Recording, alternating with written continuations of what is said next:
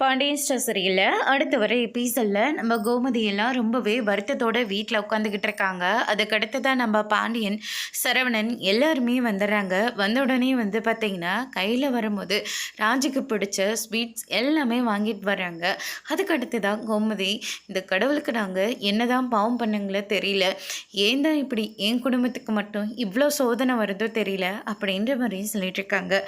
கோமதி, என்னடி ஆச்சு? என்ன இப்படி உட்காந்து அழுந்துட்டுருக்கு? நல்ல நாள் அதுமா, ஹாஸ்பிட்டலுக்கு போனீங்களே, நான் எத்தனை வாட்டி ஃபோன் பண்ணேன், ஃபோன் அட்டன் பண்ணியிருக்கலாம்ல.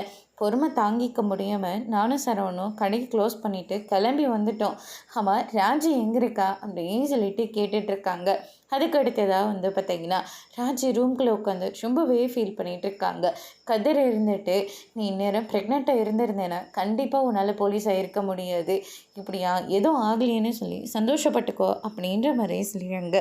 என்னால் நான் கர்ப்பமாக இருக்கிறேன்னு சொல்லிட்டு இந்த வீட்லேயும் சரி அந்த வீட்லேயும் சரி அவ்வளோ சந்தோஷமாக இருந்தாங்க.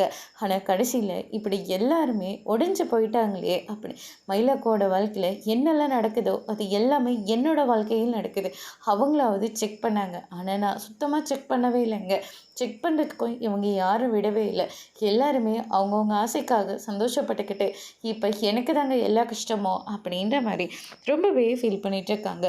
கோமதி நடந்த எல்லா விஷயத்தையும் நம்ம பாண்டியன் கிட்ட சொல்கிறாங்க. பாண்டியனே இதை கேட்டு ரொம்பவே வருத்தப்பட்டுட்டு இருக்காங்க. அதோடு இன்னைக்கான பிரம முடிச்சிருக்காங்க.